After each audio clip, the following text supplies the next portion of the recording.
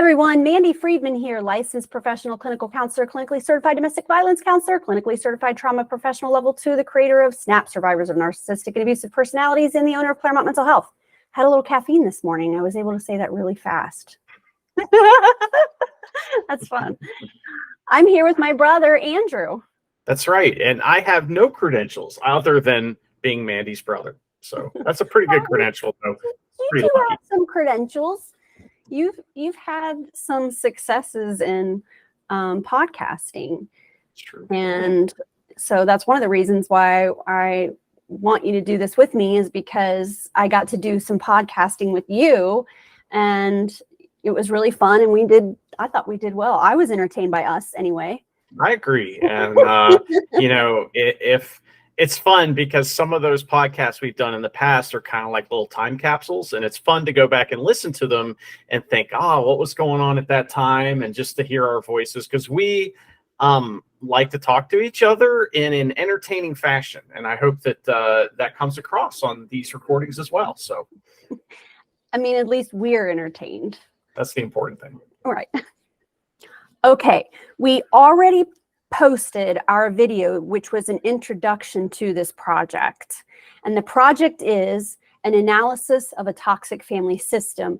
And we're using the television show Succession from HBO as an example of a toxic family system. We have the Roy family, and we have the businesses that they own, and the players that are involved on that television program, and they are really super abusive and toxic. So what better example to use? So if you haven't looked at the first episode yet, I would go back and watch that first, because we basically outline how we're approaching this.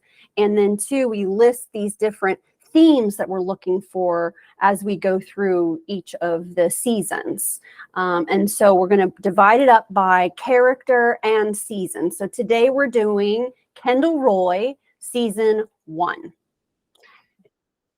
And Andrew just watched it. I've seen it 3 times, but it's been a while since I watched it the last time, which was the 3rd time, but Andrew just watched it. So you have more of the play-by-play in terms of the episode, or this season and how it goes for Kendall. And so I'm going to let you lead us through, because it's fresher in your mind. And then I have my own thoughts and notes that I've put together from when I watched it too. So I'm going to get started by saying that Kendall Roy, as far as I can tell, and this is a fictional character, so I'm allowed to discuss tendencies. I'm allowed to discuss typical diagnostic criteria. This is a fictional character, not a real person. So as a therapist, I am allowed to discuss this. We're not diagnosing Kendall, because Kendall doesn't really exist. But Kendall is definitely a narcissist. I think everyone can agree on that.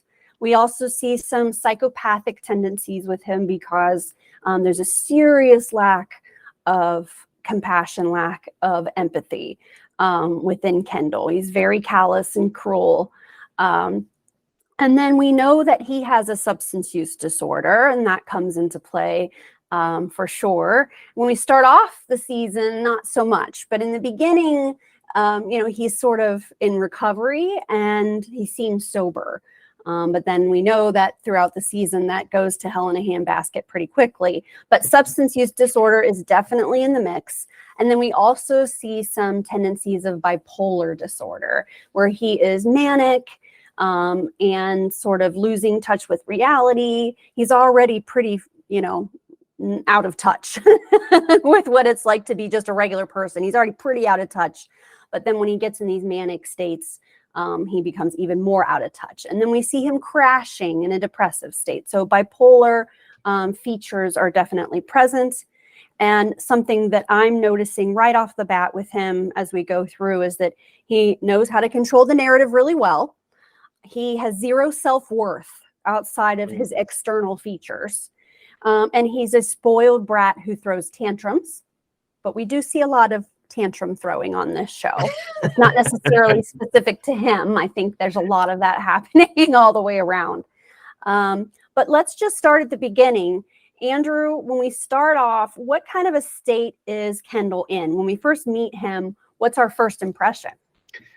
Meeting Kendall on this show is a fascinating thing because they tell you everything you need to know about him in the first couple minutes. And what it is that he is in the back of an SUV. He's on his way to the big, business meeting where he's going to be announced as the new CEO of Waystar Royco or whatever it's called. Mm-hmm. Now, the way that the filmmakers portray him right here is just expert filmmaking, because what happens is we see him, pumped up. We hear this amazing rap music and he's got headphones on, much like I do, and he's listening to it and rapping along. So we get to see inside Kendall's head and how he views himself. And then he takes the headphones off and we hear him rapping along from the outside and how other people view him.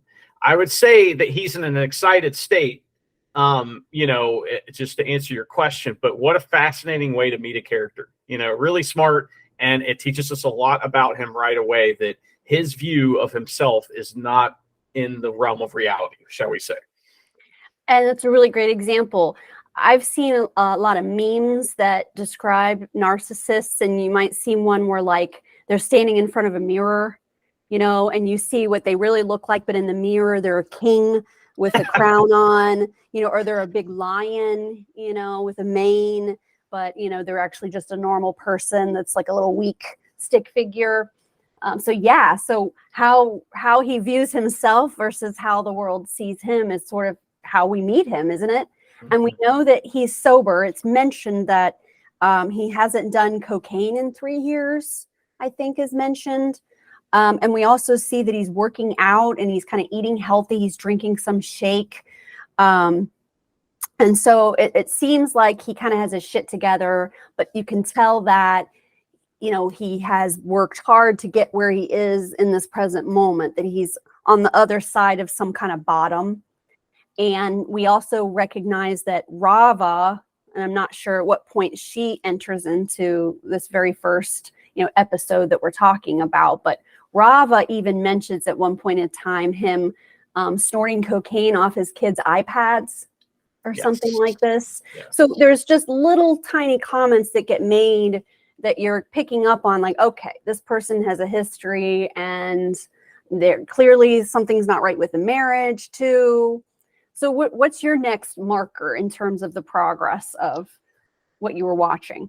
Well, we learned that, like throughout all this, he shows up at the office building to, have his big announcement, and the rug gets pulled out from under him. His father is having health issues, that's how the show actually starts, and we meet him first. So in a lot of ways, we do meet Kendall before we meet Kendall, because we meet Logan, and Logan's having health issues, and this is causing him insecurity. And the way the insecurity manifests for him is like an animal backed into a corner. He lashes out, he, destroys everything near him, and builds himself up. And so, what his choice, like, it's also his 80th birthday. And there's this really kind of like complicated thing going on here. He's 80? Logan Roy is 80? Yes, ma'am. Yes. Did not know that. And it's, that adds a little bit to the story, right? Because he is too old, he is, but he won't admit it, and that's a big part of the story of Succession. But so he shows up to the, to this big meeting, and the rug's pulled out from under him. It turns out that his father is choosing to stay on instead of announcing Kendall. And he didn't tell Kendall this. He has embarrassed Kendall in front of everyone. But the kind of like stated reason, or the reason that the show kind of gives us that this happens, is because a little bit of Logan's health, issues, but also because his son Kendall makes a choice. He is involved in a big acquisition. All right, it's a big meeting. It's super important, right? What would his dad do? Would his dad go and attend his son's birthday party instead of going to the acquisition? So Kendall is stuck at the situation where, should he go to his father's 80th birthday party to celebrate his father's 80th birthday, which he knows means a lot to him, or should he go to this meeting? So he kind of chooses both. He's on the fence. He goes to the party after kind of bombing the meeting, and then his father is like, what are you doing here? And he's like, oh shit, I'll leave. And he goes and then handles the meeting thing, and it actually handles it in a very strong way, and kind of gathers power from his father when he's there at the birthday party to go do this. And it's just fascinating because in the Roy family, empathy is a weakness. And it's not only a weakness, it's despised and it's disgusting. It's not something you should have. So showing empathy to his father was not the correct choice there in his family. It was showing empathy to the company is more important, and what that can get him and how important that might look. And again, just to go to your point, it's what everything looks like. It's not how it is. Yes. Yes. So one of the things that we notice is that Logan does a lot of future faking with him. And so I guess it could be said that when we meet Kendall, he's in the midst of a future faking.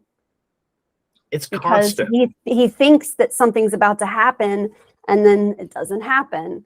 He gets kind of led around by Logan with a carrot on a stick for pretty much the whole series. We get the idea that this has been happening to all of the children their entire lives, and learning how each one of those children deal with this is one of the big, interesting things about the show. I don't know if I'd say it's fun, but it's definitely interesting to see how they react to Logan's future faking and constant baiting of them.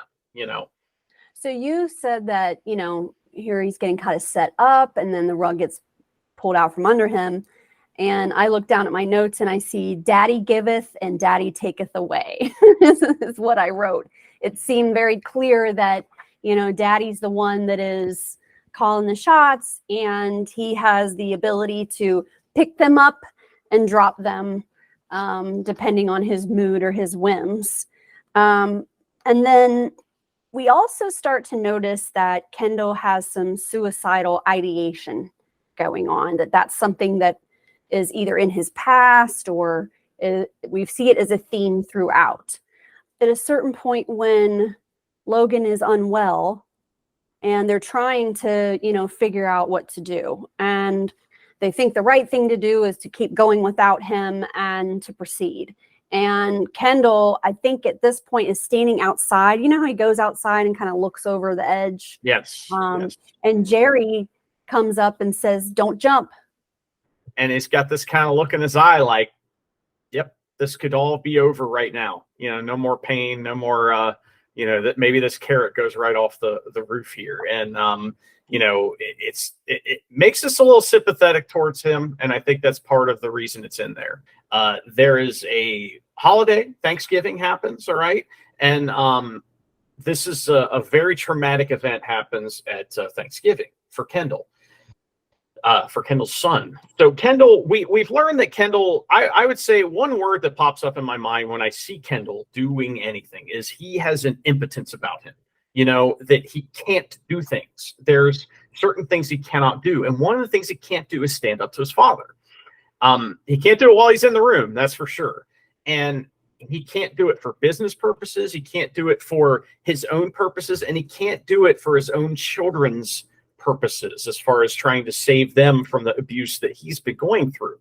And, Logan's reach is so strong that it goes through a generation into the next one. And, Kendall is not smart enough or strong enough to defend his own children against Logan's abuse. And so not only does Logan yell at his son, who is autistic and very, very has sensory issues, is a very delicate human being in every respect, he punches him in the face. He punches the kid in the face. So that happens at Thanksgiving, and Kendall's, he kind of has a resolve to handle his father after this, but the way that he chooses to handle it, we'll get into.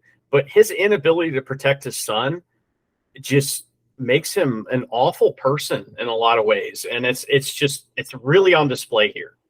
Well, you can see what it's like for a toxic family system when it comes to family gatherings and get-togethers, is that what's the most important is that everyone shows up and shows their face. And that is more important than protecting yourself or protecting someone else from the mistreatment that could happen at those events. A lot of my clients, especially around the holidays, birthdays, graduations, one thing they're talking to me about is, I don't want to go. I don't want to go to that wedding. I don't want to go to that Christmas. I don't want to go to that event because I know what's going to happen there. But if I don't go, then I'm the black sheep, and and then there's a backlash for not going. So I think we see these family gatherings throughout the series where they're always really super awkward. And you think to yourself, why did you even show up to this? It's really not that important. I guess it is to them though, right? Well, one thing I noticed is that, so I think this falls in line with what you mentioned before of how that Kendall shows up there, but it's almost like he was supposed to be working. It's not maybe in the first episode, but in the season, there's a moment where he does to his son what Logan does to him. Kendall decides to retaliate for this whole abuse thing and the way he's been treated by trying to take his father out with a vote of no confidence. All right. That is his plan. While he's planning that, I believe his son comes into the room and he's just cusses his son out because he doesn't know who it is. And the person is interrupting a phone call, whoever they are. So they deserve my wrath. And so not only does Logan abuse, his son during this whole situation in the season, so does Kendall. Right. Yeah. And then we even hear stories or there's mentions along the way of how as kids, they would be sitting outside his office door, just waiting to catch a glimpse of him or waiting to get his attention, and so you see Kendall's son, come to the door and then he gets screamed at just like they got screamed at when they were kids. Okay. So there was the scene where Jerry is kind of, getting Kendall, acclimated to the current state of things. And Kendall finds out that their dad has got them into some kind of financial jam or debt. So then Kendall thinks that he can be his dad, and he gets on the phone with the bank. And instead of being professional, he tries to puff up and be like his dad does, where he's chews people out and tells them what to do. Logan doesn't do that all the time. Logan knows sometimes when he needs to be smoother and nicer and more respectful to get what he wants. But Kendall doesn't have that savvy nature to him at this point. He's pretty awkward. And you hear him tell the banker to fuck off on a call that's like a speakerphone call, and the banker is silent, and it is awkward. Yeah. It's I don't appreciate being spoken to in that tone. And Kendall's oh. But he gets very childish when he is supposed to be serious, when he's supposed to be rising to the occasion. There's times when he just kind of laughs things off and it makes it weird. But he does that as a smoke and mirrors or a smoke screen. It's I really can't rise to the occasion in this moment. I know that I'm going to flounder, so I'm just going to act like I don't care. And since I act like I don't care, then it won't hurt me if I fail. Now, I don't know if you've heard, I don't know if you've watched the comedian John Mulaney. I just think he's hilarious. He was a writer for Saturday Night Live, and he's got some stand-up. But in one of his bits, he describes Trump in the White House as a horse in a hospital. Okay, there's a horse in the hospital. Anything could happen. And you got this vulnerable place that's supposed to be safe. And then this horse is this big, clunky, and who knows, right? And I feel that Kendall is in a lot of ways, you see not just Kendall, but the spoiled brat children. It's that, you have spoiled children competing to take over a multi-billion-dollar operation that affects the globe. It's kind of similar. You're oh God, we don't want Kendall in charge. Look at him. And then it's oh, Connor wants to be president. Holy shit, that's not a good thing. Greg has power now. What? These people wield power, and yet they're not really someone that should have that kind of power. It's true. Now, back to what you said about Kendall trying to bully this banker. So he had gone to the birthday party. He got bullied by his dad. So he said, well, I'm going to go bully this Walter guy. So they do this acquisition thing. he bullies the acquisition guy and it works because he's in a position of power over him. The banker is in a position of power over Kendall, and he tries to bully up. He tries to punch up. And so that's something like, first of all, that's dumb. You know, he doesn't know not to do that. He doesn't know who he can bully and who he can. But it also goes to show you that Logan has taught him nothing. He has thrown his children in the water and said, swim. And if you don't, fuck off, I guess is how he would put it, right? So, Yeah. you know, it's like, it's just fascinating to see someone like Kendall who can be so capable when it comes to, like, he knows business. He really does. And when it comes to optics and all the terms and what everything means, he really knows his stuff. And he wants to take the company in a forward direction. Whereas Logan wants to take everything in a backwards direction. This is the way that everyone else sees it. And so, but you know, Logan is the one who's on top. So it's just fascinating to me because we learn throughout everything that Kendall does, we learn what his childhood was like. We learn what he's been taught and what he hasn't. And we see these kids who are adults pounding their head on the wall, trying to find their way in the dark. And it's unbelievable. And that's all of us, you know, it really is. It's all of us. We're all doing that. But unlike, you know, the Roys, I feel like I learn stuff and I try to learn from others, and they are not able to learn from others, and they are not able to learn from their own family as well. So they're emotionally stunted, and their ability to learn, emotionally is stunted as well. Yeah, they're not teachable. No, definitely not. Now, Kendall is easily, manipulated by his ego. You can manipulate him very easily if you know the creature you're dealing with, and you see how the other sharks. Now, remember back, we did this previous episode, which was an introduction. One of the characters or groups that we're going to be examining are the sharks. And you see Kendall interacting with the sharks throughout. Sharks would be like Stewie, and Sandy, the executives, Jerry, Carl, Frank, those are all sharks. And then in the end, Mattson, and Hugo. Hugo, you mentioned the Vulture guy. Right. These are all the sharks. And so we'll be definitely focusing on them during our series that we're producing here.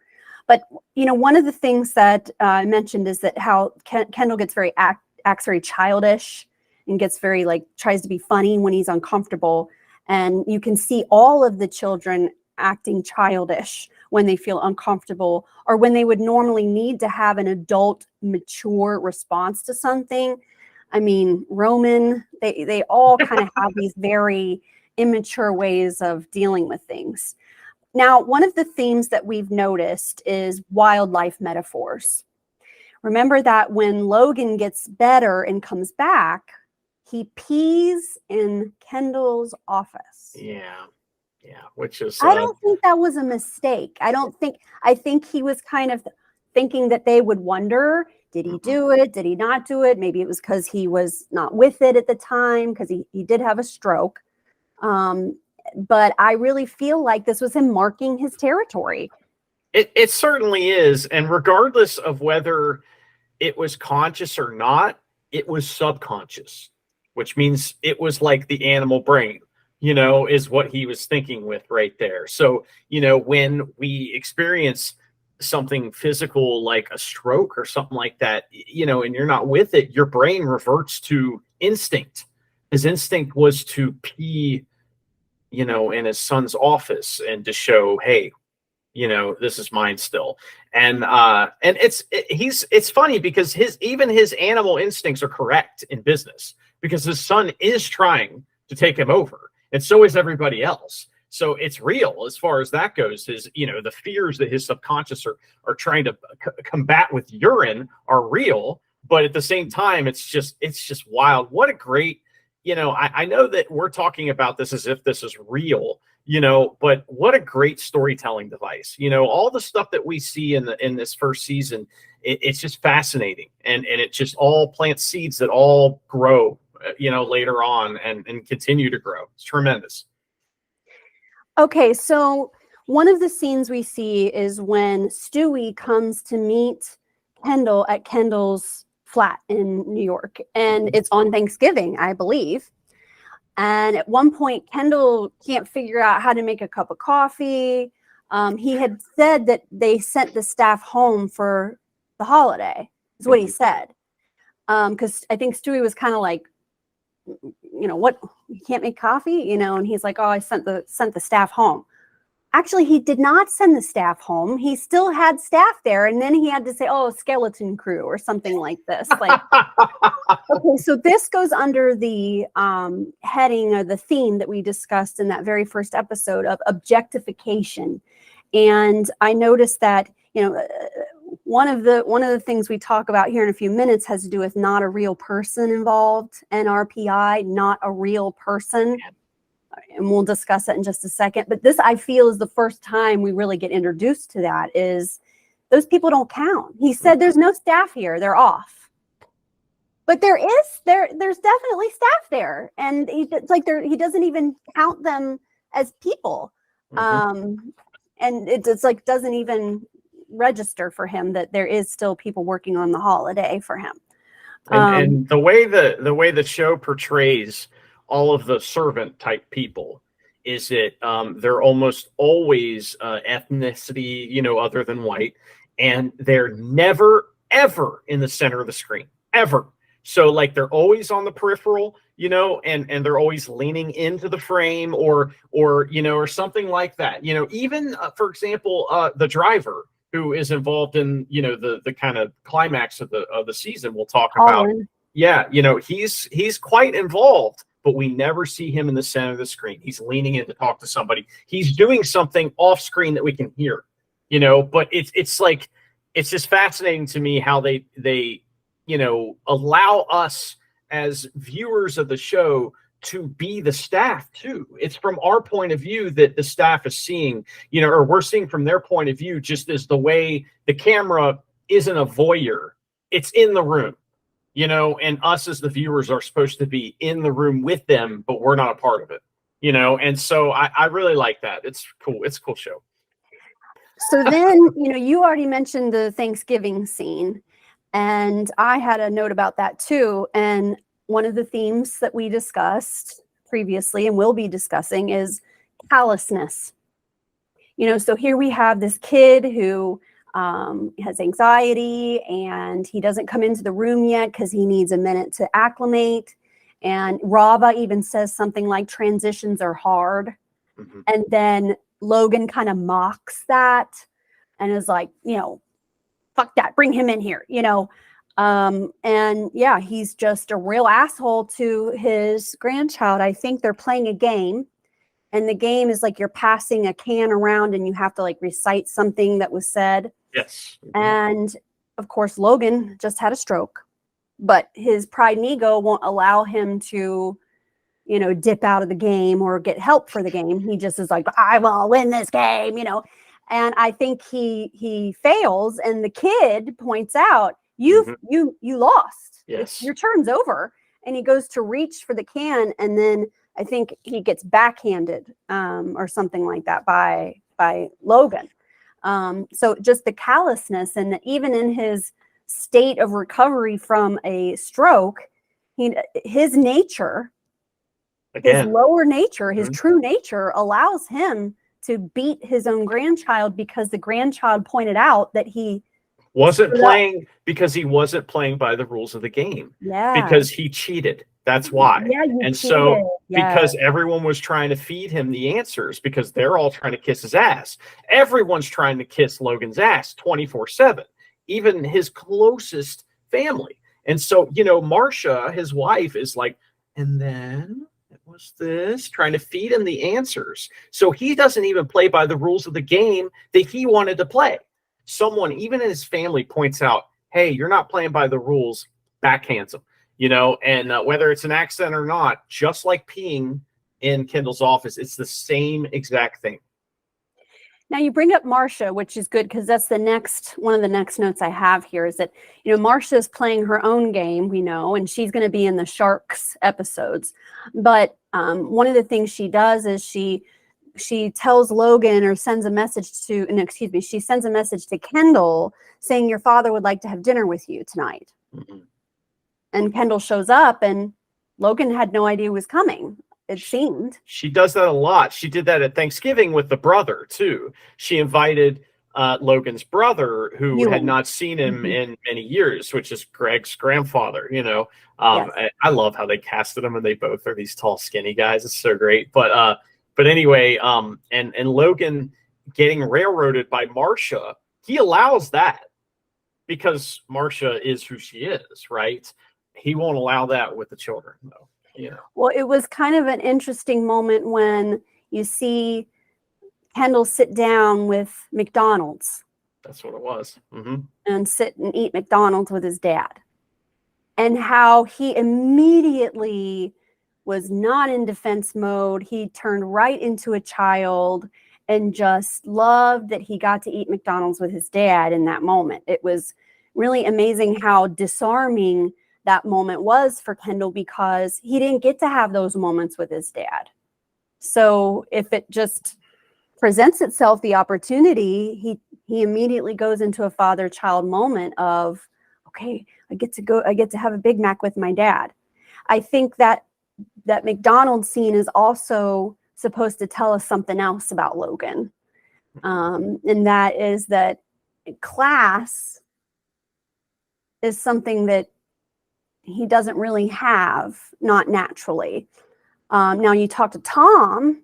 Tom takes Greg out to these fancy restaurants, and they eat like they eat like bird embryos, and like, you know, like he wants the best of the best. Mm-hmm. He recognizes that their wine is shit when they get something from their vineyard. At one point, it's like vinegary and gross. But Logan likes a Big Mac. You know, he likes a Big Mac. He doesn't give a shit about the people making the Big Mac. Mm-hmm.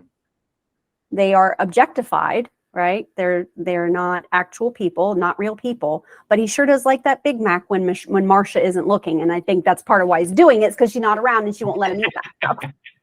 Okay, and so then Dad plants some fake news stories about his own son, Right. which wind up coming true as Kendall spirals into self-sabotage mode. So we have weaponizing information going on here. Mm-hmm. And then also kind of, you know, targeting your vulnerable spots, and it works. And Kendall goes into a relapse self-sabotage mode. It's the prophecy fulfilled too. It's the thing where an addict, you know, oh, that's who you think I am? That's who I'm going to be. You Right. know, and that's Kendall is fulfilling his father's prophecy of him, and he always will, regardless of what his dad thinks. That's how he's going to be. And, you know, and it's wild. We do have these, like, you know, many, I guess the whole show is based on the twists between those two, as far as like a lot of the like action happens because Kendall makes a choice that's out of character. And, you know, and we'll get to what those are and some of those things that happen as we kind of cover this, but it's just fascinating. You know, all the, just the dynamic is always fascinating. When Kendall was talking to Stewie, at one point he said, Dad will never retreat. It will be hostile, hostile, hostile. Yes. That's the quote. That's exactly what he said to Stewie. So he knew going into all of this that there's no way that Dad was ever going to let him have what he wanted, and that he would fight him to the death for the prize, which is the, you know, the CEO position, having that power over the major operations of a multi-billion-dollar company. And, you know, those kids all feel entitled to that position for a number of reasons, but one of the reasons is because they've been future faked and love bombed into thinking that at one point in time, or multiple points in time, they've thought that they are going to be the successor. Now let's move to Shiv's wedding. Shiv's wedding is fantastic. I would like to do a whole episode on Shiv's wedding, so I don't want to go into the details of it too much today. That'll be one of our bonus episodes, is just all about Shiv's wedding. But that's when we meet their mother, which is really super awesome. But at Shiv's wedding, Kendall is high on cocaine. And I think this is when he freaks out at his son. Okay. So he's at Siobhan's wedding, and he's simultaneously plotting a corporate takeover while he's at the wedding.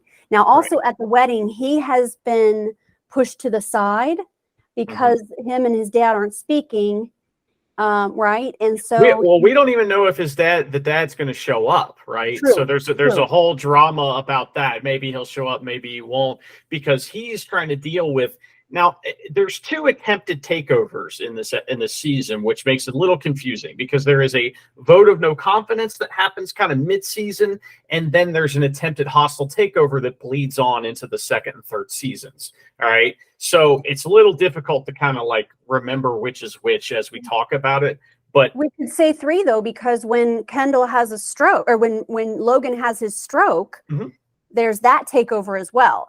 Right. And then that takeover is what reveals that there was the debt. And then that's what says that now we're doing the vote of no confidence. Yeah. And then there's something else then that happens too at the end. It's like we're stuck in some weird family cycle, you know? That they do over and over again. Right. So it's you know, the whole wedding is tremendous, as you said, and the drama that, you know, is going on. But as you said that, you know, I guess Kendall was kind of like in his own little world there, trying to plan his whole hostile takeover. And I'm not sure if this is the vote of no confidence or the attempted hostile takeover that he's planning. And that was the point I was trying to make. But yes, this is when he's so wrapped up in whatever he's doing that he can't even see that it's his son to know, oh, I shouldn't be cussing my son out who has sensory issues, this is going to traumatize for years to come. You know, can't even take the time to just stop for a second and think, what's going on around me? You know, again, you said, you know, I guess a lot of times you said the elephant, or was it horse in a hospital? You know, I've heard bull in a china shop is a lot of time what people say too, because it, you know, if you've never seen a video of a deer making its way into a store or something like that, look that up. That's on the internet and it's wild. They destroy the place, you know, and that's kind of what Kendall is when he's in these states where he's just lashing out. And again, the word impotence comes up a lot with me when I watch him, because he's struggling so hard against everything, and all he does is end up hurting himself, and you know, in the form of hurting his son. Kendall has been shoved aside because if he was too much of a central figure at the wedding, then Logan wouldn't show up, and the groom really wants Logan to come to the wedding, right? So the mom has said to Kendall, you know, I need you to kind of stay over there, please. So while he's being ostracized so that maybe Logan will show, he's also simultaneously working on, I believe, the vote of no confidence, and it fax gets sent to the wrong printer. And they're like, wait, where's that printer? Oh no, it's on the other side of the house. Like, and then he's flipping out, you know, Kendall's flipping out because now this evidence of them, what they're doing might be picked up somewhere else by someone else, and they're going to be outed for what they're trying to do. And then that's when the son shows up and gets screamed at. Now, when Kendall asks Logan if he thinks he could do the job of CEO, do you think I could have done it? I think when he realizes when the rug got pulled under, or at some point when he's not going to get it, he just flat out asks his dad. And maybe this is when they meet at night. You know, there's a time when Kendall and Logan meet by themselves outside, and Kendall has had his chef make this food, and Logan acts like he's kind of suspicious of it and doesn't want to eat it. And Kendall's like, what do you think, I'm going to poison you? I think that's this conversation. And Logan says to him, what have you had your entire life that I didn't give you? I blame myself. I spoiled you. And now you're fucked. And I'm sorry you're a hothouse flower, that you're nothing. You're curdled cream. Maybe you should write a book or collect sports cars or something. But for the world, nah, I'm sorry. You're not made for it. And then Kendall calls him a fucking beast. So now here we are again with the wildlife metaphors. He calls his dad a beast after he gets called a hothouse flower. And I went and I looked that up. What's a hothouse flower? I don't know. It's obviously some kind of a jab. And the definition is a hothouse flower is a person who is very fragile and vulnerable as a result of having been sheltered.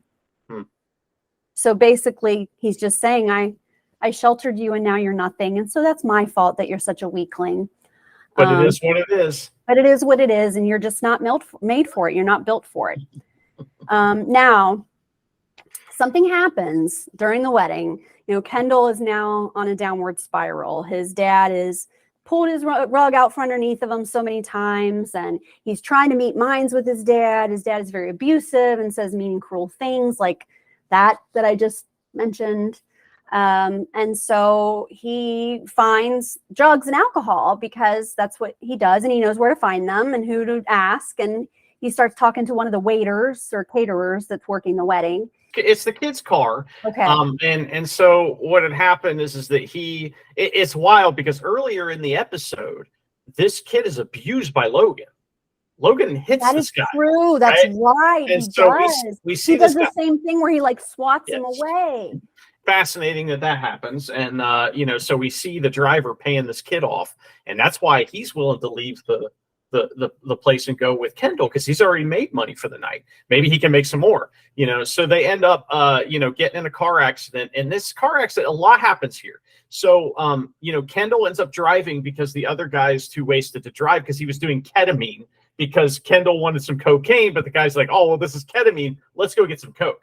So they decide to go get some coke, and Kendall's not used to driving this car. He's also drunk, all right, and wasted and whatever else they've been doing. And so a deer is in the middle of the road. He does not have the reaction time to handle this. They go into a bunch of water.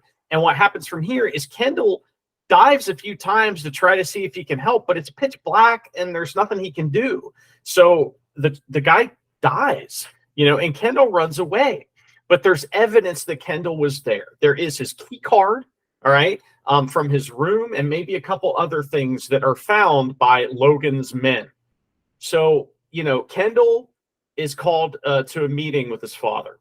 All right. Kendall has heard the next day that, yes, this happened, but he's not sure that what anyone else knows. And it turns out his father has already covered everything up. All right. And is telling him what we're going to do now. And he says, that guy, I think he stole some stuff from your room, didn't he? So they decide that it's, this person has stole something from his room. That's the cover story. So that's why the key card and his belongings are near the crash site.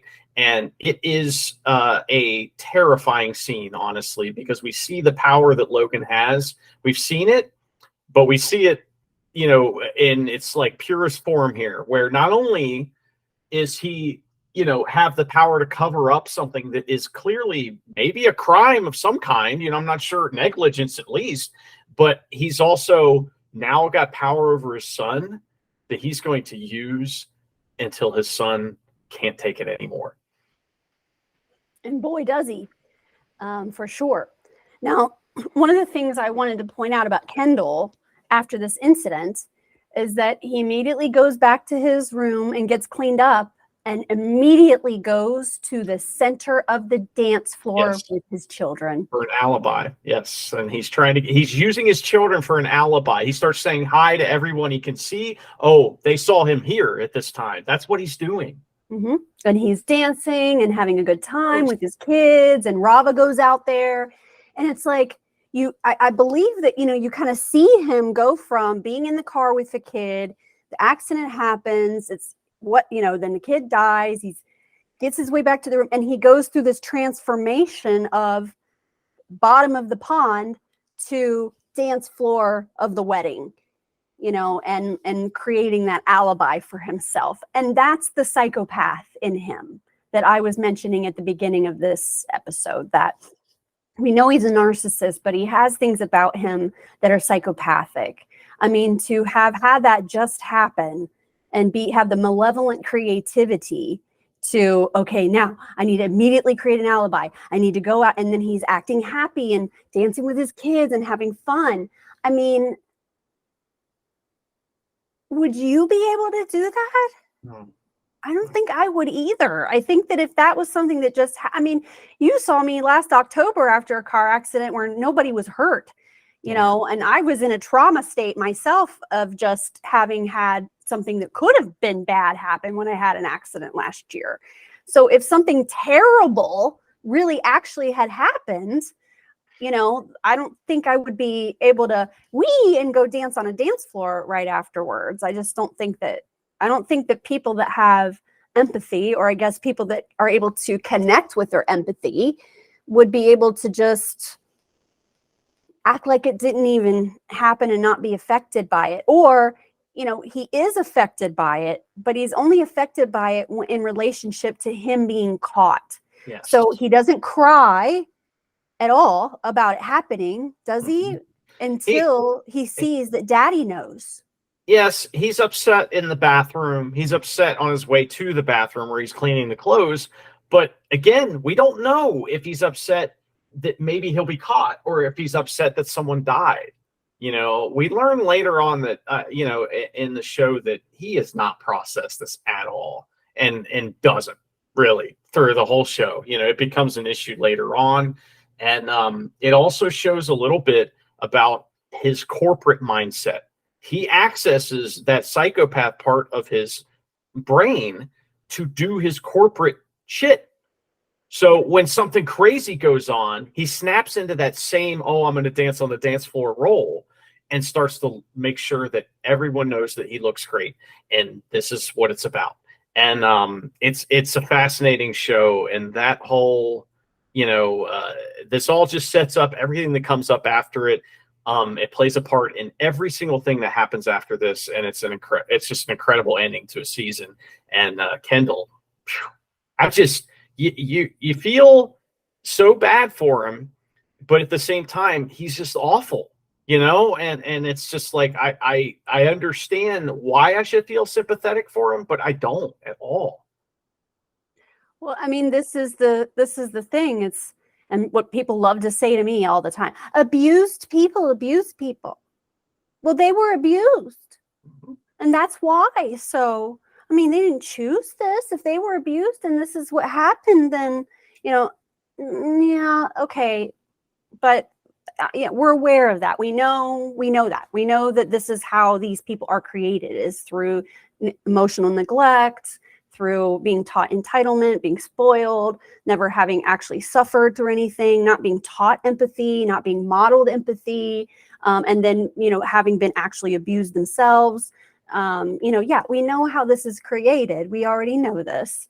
But, you know, for what you mentioned just a second ago, in terms of this incident being a part of the whole series, it is important to remember that this happened, because there's even little just tiny moments and comments that come across in the dialogue that if you didn't remember why, say, for example, Logan likes to use a nickname Killer for Kendall. Now you know, hey, that's not more than once. He will casually call him Killer, or he will explain to him, "You're not a killer." It takes a minute. And it's like, what does he mean? Yeah. I'm confused. You know, Kendall's super confused as his son, and it's like, it's wild, man. What an amazing show. So in these last few minutes, Andrew, will you wrap us up and, you know, end the season for us with some thoughts? Yeah. For Kendall. Yeah, for Kendall, as we said, you know, we have this whole blackmail thing that pops up here, which is basically that now his father has him because he has this situation, which, you know, honestly, I don't know that it's so funny, because yes, this person died and that's terrible, but I don't know that this would be so bad for Kendall if this came out. You know what I mean? It wouldn't be the end of the world for him. But he thinks it would. And so that's all that matters. And so his father is going to use that to basically just control him. And that is what leads to the next big moment in Kendall's, you know, kind of like storyline, which is that, you know, he decides to turn on his father. And so, you know, it's a wild show. And I believe the season ends with this whole situation happening. And, you know, basically a shot on Logan Roy being like, yep, I won again, you know, and that's kind of where we're left with the season. I love the first season of the show. I think that it's one of the least well shot and like produced ones, but it's amazing. It's so good that you know, when you get to the later seasons, they just look better and they get better at making the show. So it becomes even more in depth and even more kind of like broad, as far as like, instead of focusing on one or two things, they can focus on 7.